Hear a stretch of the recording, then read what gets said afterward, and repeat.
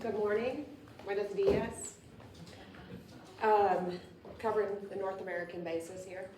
I have a script that somebody wrote for me because I'm supposed to self-introduce, so let me just pull that out. Here, okay.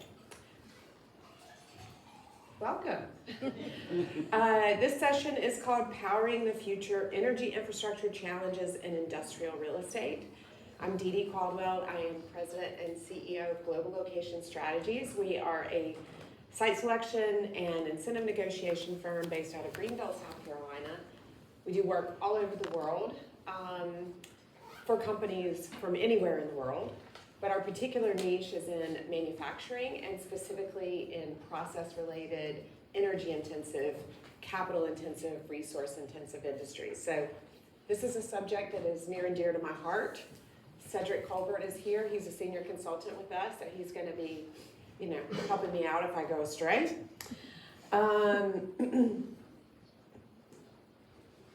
So we're going to talk about everything from supply chain resilience to grid readiness to the queues for interconnections, etc.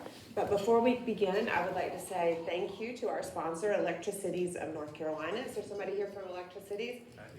Hello, thank you very much for supporting us. Your commitment to powering industrial growth through reliable energy solutions aligns perfectly with today's theme. I don't know who wrote that, but it sounds really good. I like it. So thank you for being here, and with that, we're going to get started. So, 3 things that we need to be thinking about with today's reality. One is that demand is off the charts. Who remembers 20 years ago when the forecast for electric demand in the United States was declining? And companies were planning on shutting down some of their generation assets. And a lot of that had to do with moderate growth economically, but also a lot of energy savings, more green type technologies. Are you good here? Mm-hmm. Okay. And so we were seeing a steady but slow decline. Things have changed a lot since then. So U.S. peak summer demand is projected to grow by 38,000 megawatts in the next 5 years, and that's like adding another California to the grid. Another way of saying 38,000 megawatts is 38 gigawatts. PJM, which is the nation's largest regional grid, is expecting another 10,000 megawatts of demand by 2030, and that's like adding a whole nother New York to the system. We've had $481 billion worth of industrial projects announced in the United States. That number is a little bit dated, but it's directionally right. So we're talking about $500 billion worth of announcements. We all know they're not all going to happen, right? But some of them are going to happen. Data centers. Data centers, data centers, data centers. And then clean technology. So the electrification of the vehicle fleet is not happening nearly as quickly as we anticipated, but it is coming, and that is also adding to the demand. So number 1, soaring demand. Number 2, aging grid infrastructure. The interconnection times for all kinds of projects, be they natural gas powered infrastructure or solar, it's just taking them a long time. So this Berkeley Lab study concluded that there's about 1.2 gigawatts in the queue, meaning being planned, trying to get connected to the grid, which is basically the size of all U.S. power plants combined right now. And don't take my word for it. The New York Times has billions for wind and solar projects, 8,100 energy projects that are waiting to get in through the system. Utility dive. The U.S. grid interconnection backlog jumps 40%. This was published in 2023. The IRA is sort of adding fuel to the fire because it's incentivizing a lot of these heavy, these projects that will, I think it's more in the IRA and then also the Industrial Act. The Infrastructure Act is adding to investment in renewables, but also adding to the queues and the times that it takes to get connected. And then lastly, we have supply chain issues. I mean, we really felt this during COVID, and there was, the reasons that we had those supply chain issues then are a little bit different than why do we have them now. Back then it was just, supply chains of all kinds were disrupted. We're still dealing with a little bit of a hangover in that because inventory levels have not been brought back up. But we also have, a shortage of labor. We have a shortage of materials. We used to be more concerned about transformers, and now the long lead times is switchgear. So switchgear lead times have gone from about 20 weeks to around 40 weeks. And I know that when we are looking at connecting, let's say 20, 30, 50, 100 megawatts to the grid, sometimes we're looking at what used to be considered like 12 to 24 months. Now sometimes we're looking at 48, 60 months to be able to interconnect. That has a very, very serious impact on our clients' ability to meet their timelines. And time is money. They're losing market share. We're not getting the benefit of the jobs and the investment. So this is a serious problem. Here's a Deloitte study that looked at significant challenges for the utilities, and this was a survey of the, keep turning my back. This is a survey from the utilities themselves. Upgrading, expanding the grid infrastructure, meeting peak demand, managing grid congestion, ensuring grid reliability, and adapting to new demand patterns. So these are all problems that the utilities, how many people work for an electric utility here? Does this ring true for you? It's a big challenge. I mean, how do you do your plans for what you're going to build? How do you raise the funds in the short term for electricity that you're going to be selling 5, 10, 15 years from now? These are all issues that we're dealing with. So I thought it would be interesting to step back a little bit and just look at what's driving all of this demand. We already talked a little bit about the announcements and the data centers, but I wanted to drill just a little bit more into that. So this is foreign direct investment manufacturing trends. So this is FDI markets, and they track cross-border investments. Announcements, not the actual money that's spent, but what's been announced. We're definitely seeing some disconnect between what's announced and what's actually being built. Some of it's just delayed. Some of it might have, capital issues. A lot of the stuff is first of a kind. They can't get the technology to work. I mean, there's a myriad of reasons. But nonetheless, when we look at FDI manufacturing projects, and in this case, Asia Pacific is this purple, and North America is the red. Western Europe here is this blue.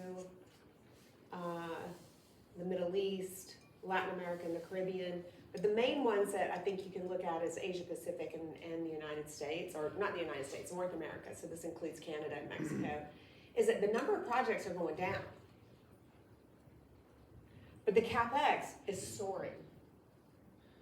So the projects are getting much bigger.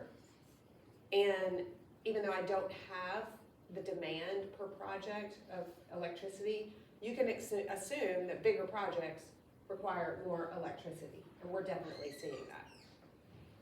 If we go a little bit more into just North America, and obviously the United States is the big behemoth here, but Mexico and Canada are also seeing a lot of investments.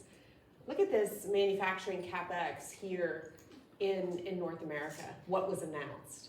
I mean, these are huge, huge numbers on a relatively modest number of projects. These are capital-intensive, resource-intensive projects. Think batteries, semiconductors, metals processing, clean tech projects, solid municipal waste to jet fuel. I mean, they require a lot of electricity. Mega projects, right? So big projects, lots of mega projects. The way we classify, or I classify, everybody has their own opinion. How I classify mega projects is at least $1 billion worth of investment and at least 1,000 jobs. This is what the trend has been globally. And I think this is through 2023. So they're just taking off. The vast majority of them are manufacturing. There may be one or two that are office related, headquarters type things. And also what we've seen is a shifting geographic focus. So in the 10 years between 2008 and 2017, FDI markets tracked 52 mega projects globally. 28% of them were in North America. 0 were in Western Europe, and Asia Pacific had 24%. Fast forward to the last 5 years, 2018 to 2023, and in half the time, we've had more than double the number of announced mega projects. And the geographic focus has significantly changed such that North America went from 28% to 45%. We are seeing some investment in Western Europe. A lot of it's around batteries and electric vehicles. Asia Pacific has gone down somewhat, 18%. Of course, their total number is big, but it's just as a percentage of the market share. And if you look at what's happening here is that a lot of this is an electronic component. So think about batteries. That's basically what that is. But you'll also see semiconductors here, renewable energies, metals, building materials, automotive, OEM. So it's a pretty diverse set of types of projects. But obviously, a lot of it has been driven by the move to electrification, which has been further inflamed by some of the incentives associated with the IRA. So this was happening before 2008 and before they passed the IRA, but when we passed the IRA and those incentives became available, then it was just like adding fuel to the fire. So that's manufacturing projects. Data centers are in a totally different category. The US has more data centers than any other country by far. I would like to point out that Canada is also in the top 5 here, despite their much, much smaller population and ability to land. You got plenty of land here, it's just not all developable. The possibilities here. So when it comes to the US and North America in general, there's also large data center investments going on into Mexico. There's a reason for that. One, okay, the market is here. But does anybody really know what the reason is? Security. Security, that's a good one. Electricity, and specifically availability, reliability, and price of electricity. So here's just a look at US data center announcements. Again, the number of projects goes up and down. It's not really at high levels, but what we're really seeing is this move to hyperscale.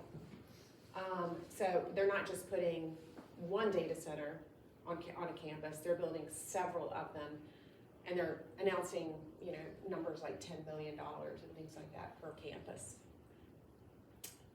That is having a significant impact on electricity demand, such that data centers in 2022 use 4% of US electricity, and that number is expected to grow 50 to 100% by 2026. Let's talk about AI. AI, a ChatGPT or a Copilot or whatever you want to call it, whatever is your AI tool of choice, uses 3,000 to 30,000 times the electricity per search than a typical Google search. So that alone is fueling a lot of this investment in AI.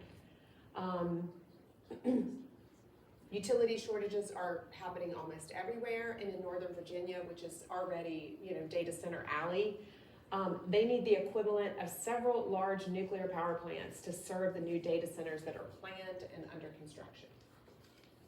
So that is definitely something that is driving data center demand. Here we come to electricity prices. Here we've got US, it's kind of right in here. Libya is the cheapest. It's been a long time since I had any of my clients say, I'd really like to look in Libya. Like never. Nobody has ever said that. Nor have they said that about Ethiopia, Bhutan. Argentina, I got a soft spot in my heart for Argentina. My husband from Argentina, so I'm bullish on Argentina, but nonetheless, right now is not the right time to invest.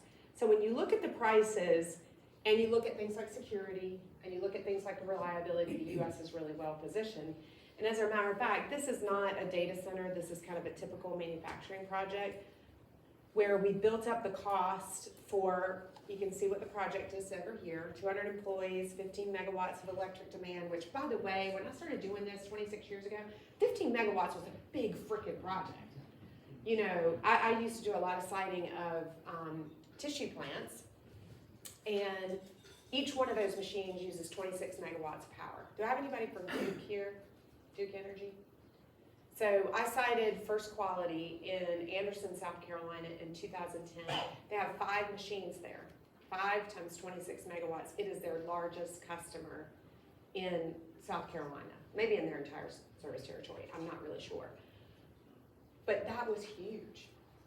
Trying to cite 26 megawatts and then they want to double or maybe quadruple there was really, really just mind-blowing. Now it's like you'll see some of the numbers now. That's like, it's kind of small for us. So this 15 megawatts is not a huge electric demand. It also has a reasonable demand for natural gas, 500,000 gallons of water and wastewater a day, and each one of these represents a country.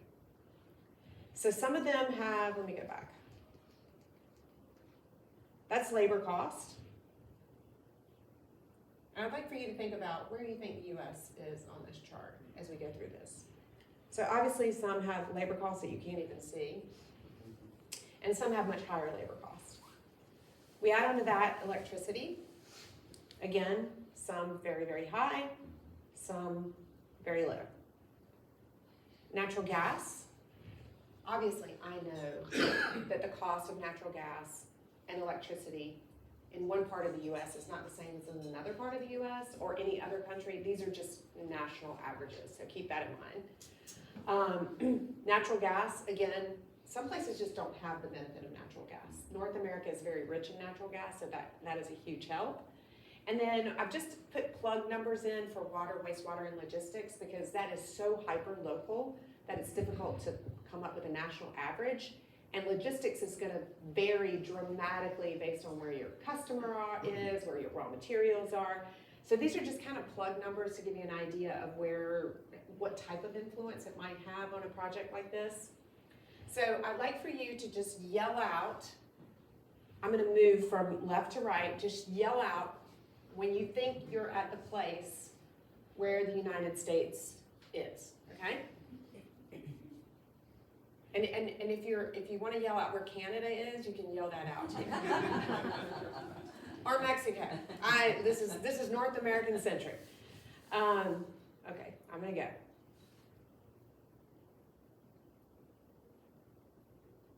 Stop. U.S. Mm-hmm. U.S. There. U.S. Okay, you got your place? You got it marked? Okay. Thank you. Canada, which I apologize for not having it circled, but it's right here. Oh, okay. And the benefit is somewhat in labor, but also in average electricity cost. Canada, I'll talk a little bit more about Canada's hydro assets, and I'm focusing specifically on, Is that also contributed to by economization? Air economization, using outside air to cool the data center because it's cooler up here than it is in the U.S., for example? this is not a data center project. Oh, it's not? I'm sorry.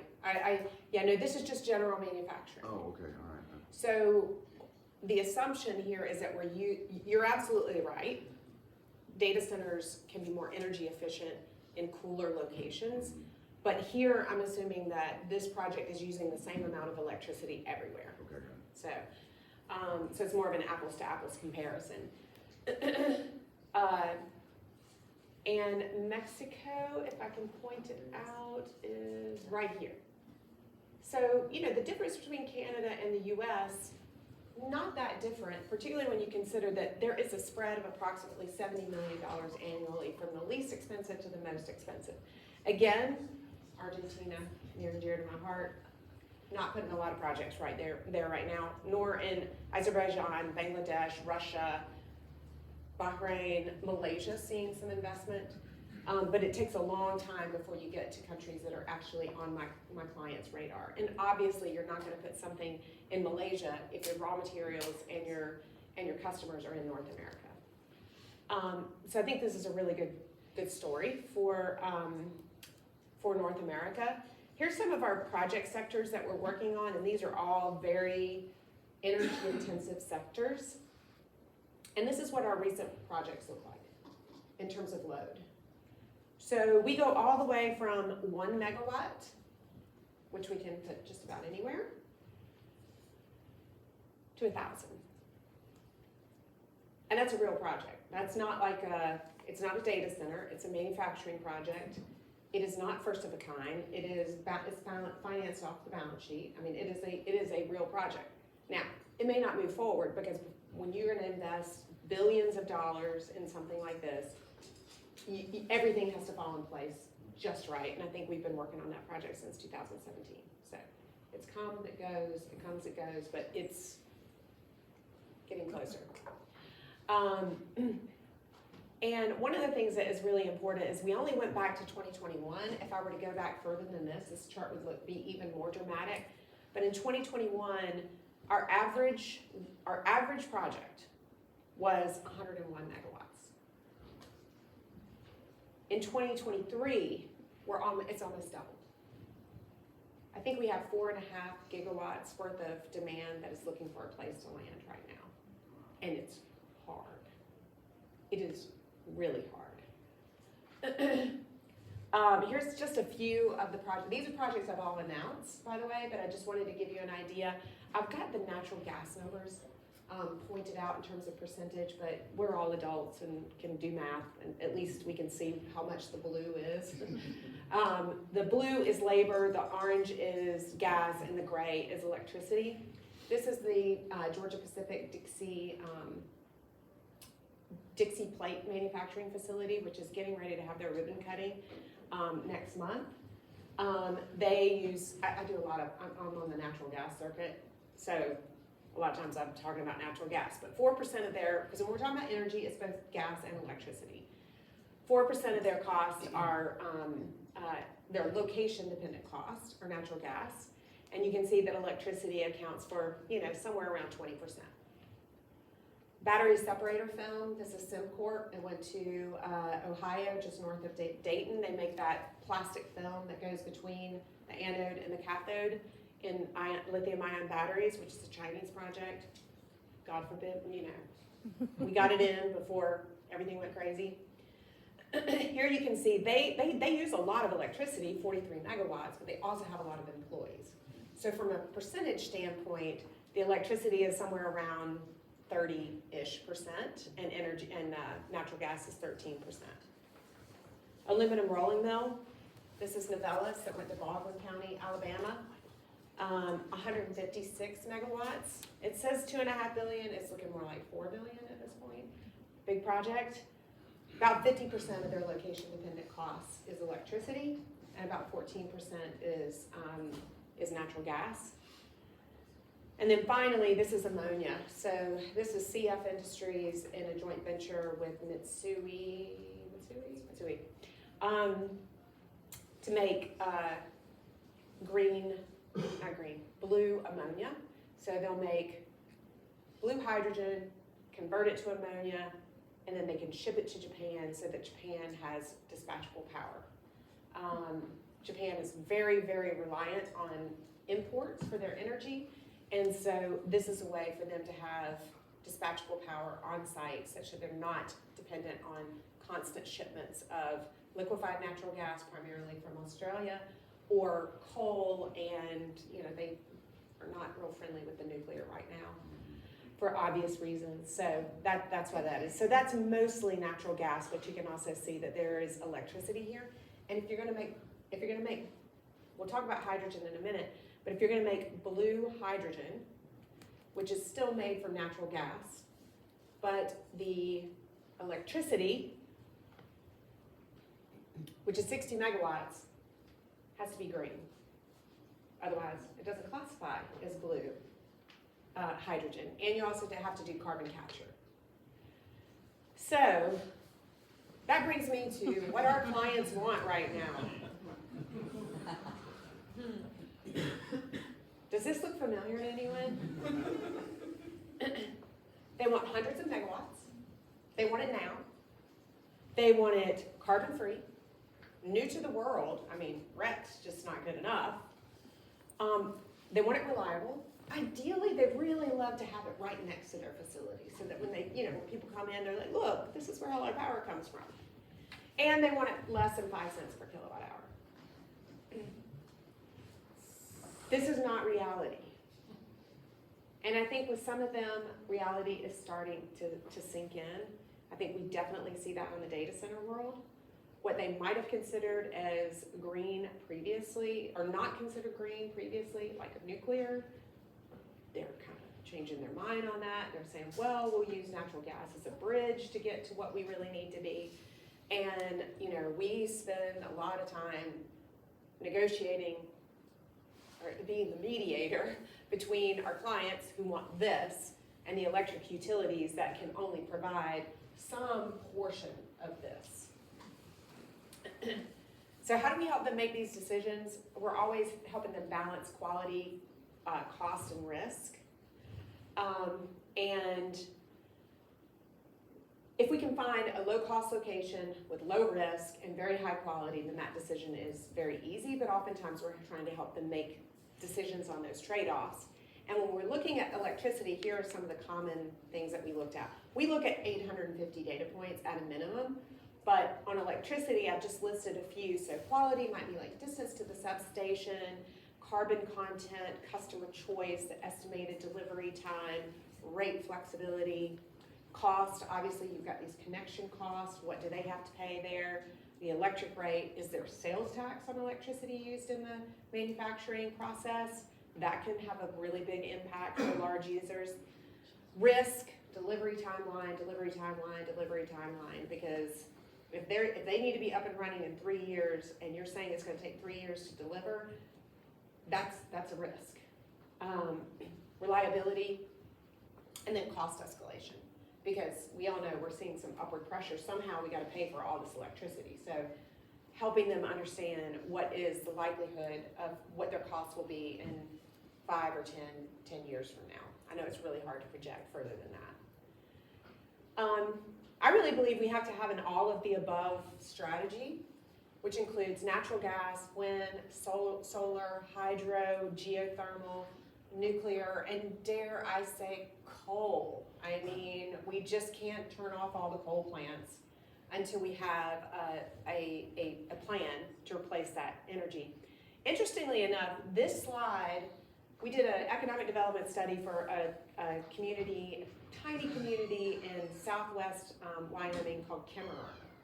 You may have heard of Kemmerer. They have a coal mine there, and they have a coal-fired generation plant, which is set to close. And they wanted us to come in to help them think about what could they do next. I mean, where do we go? So we did a process called reverse site selection. And this was the slide that I ended with. And I said, you need to be the energy city. You need to be all of the above. Solar is good there, not great because they're so far north, but they don't have a lot of cloud cover. Wind is already there. They've got the coal, which potentially they can ship, or maybe there's another generation technology that they can use. They can bring in natural gas, and then they can do nuclear, small modular reactors. Who's familiar with the Bill Gates funded, I can't remember the name of the company. TerraPower. There you go. Guess where it's going? In Kemmerer. Kemmerer, Wyoming. Exactly. God, I was like a Nostradamus, man. Actually, I think I just got lucky. But there is an opportunity to have an all of the above strategy. So obviously we've got to address these constraints. This is a little bit of word salad. I'll just hit the high points. Infrastructure and Investment Act, helping us address these grid reliability and resiliency, battery supply chain development, EVs, energy efficiency. The IRA investment production tax credits are encouraging companies to invest in renewable utility scale solar and other types of projects, boosting that deployment to, by 850 gigawatts by 2030. Hydrogen hubs that are 7 hydrogen hubs that have been announced by the federal government. If you want to know my opinion on green hydrogen, it's a fantasy, but hey, it doesn't, the math doesn't work. Blue hydrogen I think works. The math doesn't work on green hydrogen. This is all great, but what does this do? It makes the pipeline for the interconnections even longer. So we got to figure out a way that we can speed up those interconnection studies. Obviously, solar is taking off, so the forecast, we're adding more natural gas right now. I look at a lot of the plans for electric utilities. We are working 6 natural gas combined cycle plants across the country right now for a merchant plant. I haven't done that since 2020. 2000, 2001, which is when Enron failed and all of those merchant plants went away. Those are definitely back. This is a really interesting graph that came out of the New York Times that just shows how electric generation has changed over the years. So we went from 51% coal to now coal is fast, really dropping off the chart. Nuclear, we've had some closures. I'm hoping to see that we get some more activity there. And then obviously down on the bottom is where you see a lot of the renewables. But look at gas. Gas has gone from 17% in 2002 to 42% today. And the reason for that is that, I'm gonna go back. It is clean, cheap, and on demand. It's one of the fastest things we can develop. It's much, much cleaner than coal, and it's on demand. It's not intermittent, such the way that solar and wind is. I'm gonna go back here just a second. This is one of the struggles that we have, is that the difference between, let's say, a coal plant and a solar utility scale facility. A coal plant or a natural gas plant, not very expensive to build. The life cycle costs are mostly in the fuel. Solar and wind are the opposite. They obviously have some maintenance cost, but it's very expensive to build, and your fuel is free, right? Because when the sun is shining, you don't pay for it. When the wind is blowing, you don't pay for it. Which means that if we're gonna move more to renewables, which we are, for sure, but that means that existing customers are going to have to front those capital costs. In a world where the baby boomers were still working and investing, that was easier to do. But they're retiring and they're taking their money with them. That's leading to higher interest rates and scarcity of capital. So I don't have a solution for this. I just note that it is an issue that we're all gonna have to face, because almost everywhere I go, and certainly in my own hometown, we're talking about rate increases, and nobody really likes to see that. It has to happen, but balancing high capital costs with higher operating costs in the future is something we're gonna have to deal with. I'm kind of running, I want to leave some time for questions. Interesting things here. So the Texas Energy Fund, does anybody know about this? It's a fund that has been made available through this Texas Energy Fund to help support the more gas-fired generation projects. Obviously, Kindle Energy, 700 megawatt combined cycle, merchant plant selling into a co-op there. Hydrogen, we talked about that a little bit. So blue is, made with natural gas. Gray is the traditional, right? You're just using methane, just natural gas, venting your carbon to the atmosphere. It's dirty. green is not dirty except from the standpoint that, you know, you still have to produce that renewable electricity. Turquoise is kind of cutting edge, not really ready for the market yet, and blue is what I described. Clean energy, use methane, and then do carbon capture.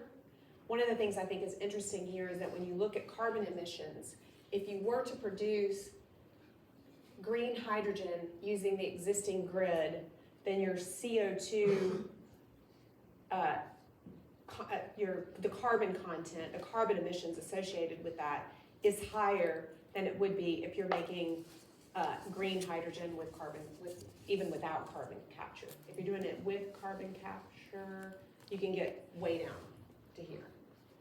So hydrogen definitely has its possibilities, but there's a long way to go. Nuclear, a couple of things that are happening interesting here is that, data centers, speaking of data centers, Amazon just bought this 100% nuclear powered data center. They basically delisted one of their units to serve Amazon. It's almost 1,000 megawatts at a price of $620 million. Basically for $621 million, they still have to pay for the energy. They're just gonna have dedicated nuclear energy.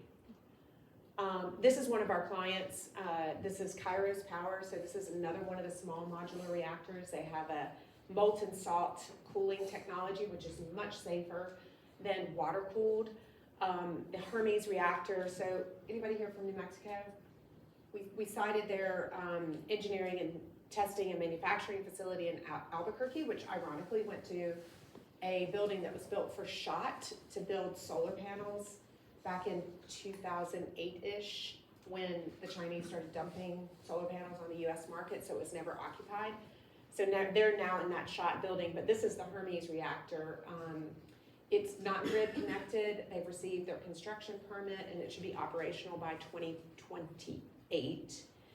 And then they'll have their 2026, I believe, and then they'll have their first grid connected reactor in 2028. So this is nuclear is becoming small modular reactors that don't take 10 years to permit are becoming a reality. We're going to need utilities and customers that are willing to take a chance on this kind of first of a kind technology. And we're obviously going to have some NIMBYism that's associated with that we haven't even talked about that in terms of constraints, but that's definitely something.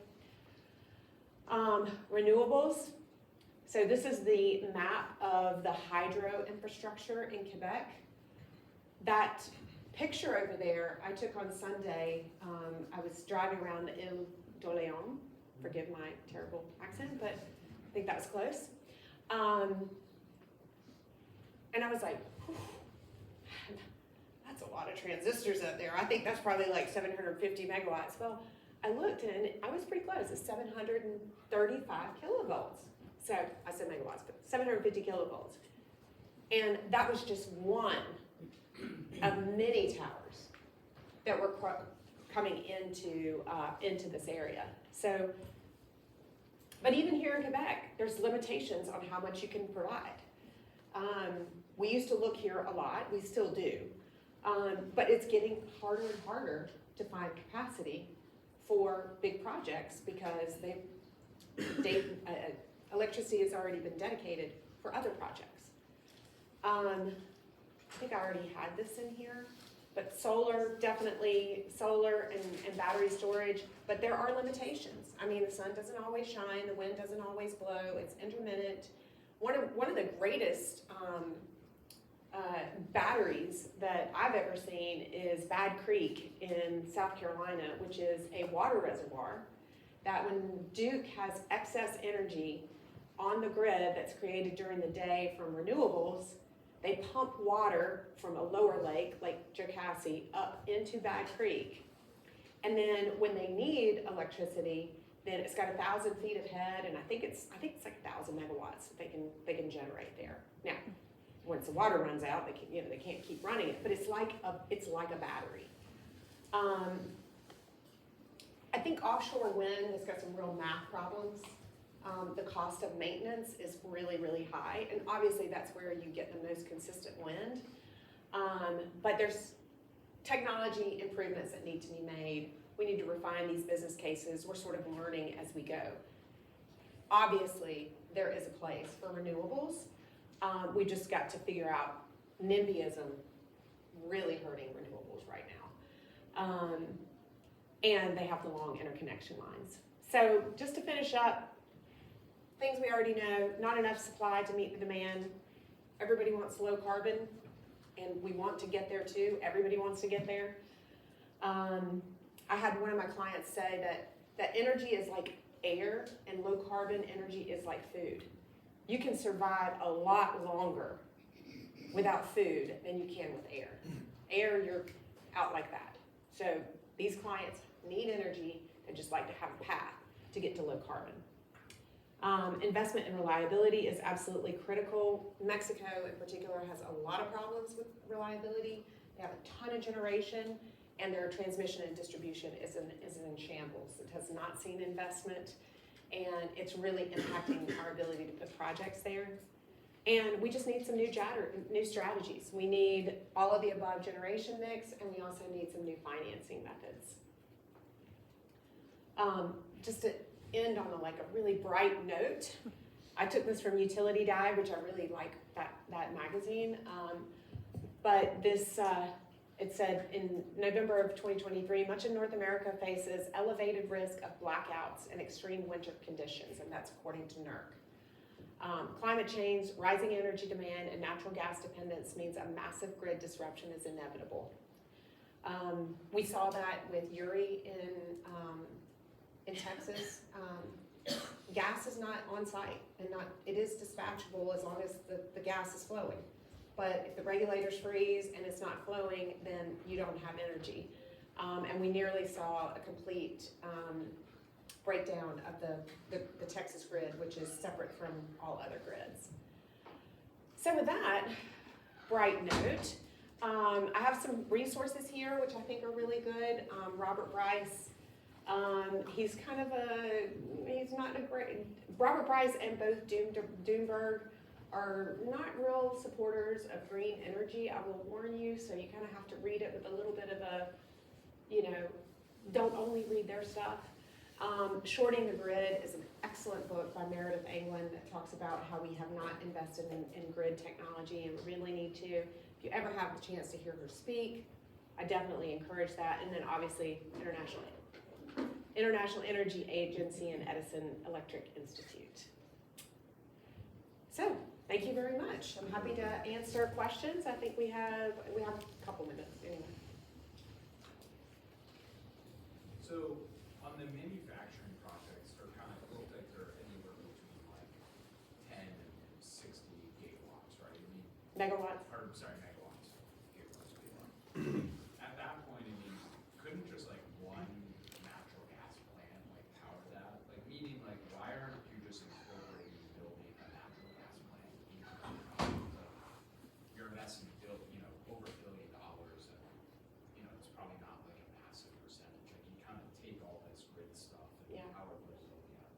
I will say, so 10 to 60 megawatts, it probably doesn't make sense, but when you get up to like 200, 250 or more, it does make sense, and that's one of the things that we're looking at, particularly for data centers, is co-locating natural gas plants. One of the problems is that, many states are not deregulated, and so we cannot sell behind the meter.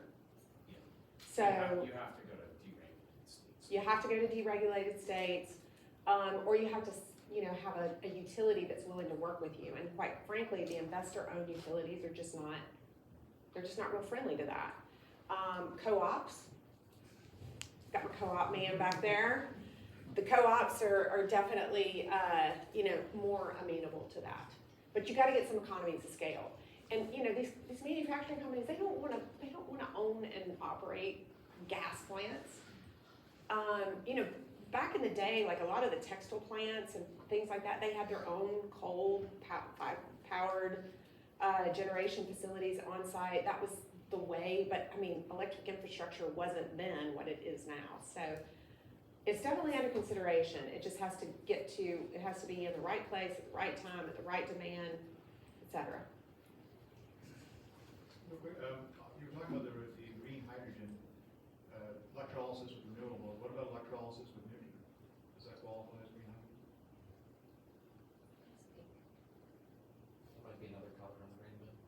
Yeah, that might, yeah. Pulling them out. It's the rainbow of, in my opinion, it would be, but I'm not sure that my opinion really matters. It is definitely low carbon. So, yeah, but maybe it'll be like teal, something like that. Great presentation. Obviously power's like it's kind of new labor, maybe one way that we use it for looking at like all this data center demand. I heard one group say, and I don't know if you guys have an opinion on this, like they thought 80% of the existing remaining capacity in the US would be spoken for in the next 12 months, which that was probably 3 months ago. So let's just say that happens in the next 9 months. What does like the world look like in late 25, 26, 27 when you've got these big projects with lots of capital behind them and literally the power doesn't exist? Like what, and obviously nobody knows what that world looks like, but just where you're close to it, I'd love your lens. So the data center companies, particularly the hyperscalers, are price insensitive. Yes. So they will get the power. Yeah. They will get it. What I'm worried about is your run-of-the-mill manufacturing. Where it costs capital. Yes, where they are price sensitive. And I don't know if anybody here has some examples of where it's actually happened, but I have heard some talk about having different rate structures for manufacturing versus data centers. I'd be all about that. Because, I mean, if I'm trying to put an aluminum rolling mill in Alabama and, Facebook is coming in and taking up all my power, the data centers don't employ that many people. It's a great tax base. But if we need jobs, we need good quality jobs, and we need manufacturing in North America. So my crystal ball is like completely shattered. But I would be 100% supportive of that, and it's something that does keep me up at night. And if anybody from any of the utilities, you're obviously very close to this, I'd love to have a conversation. Yeah. But I mean, I think I'm getting the evil eye back there. No, I'm sorry. So I'm going to finish with my closing remarks, which have also been written for me. So thank you for your participation today and from the support from Electricities of North Carolina. A quick reminder, please take a moment to fill out the evaluation for this session through the app. If you don't give me 5 stars, then please let me know. It's incredibly valuable to us and to me in particular. And as a final housekeeping note, I don't know what happened. The next round of concurrent workshops will begin promptly at 11:30. So be sure to head to your next session. So that is in 11 minutes. Thank you again, and please find me later on if you have any other questions.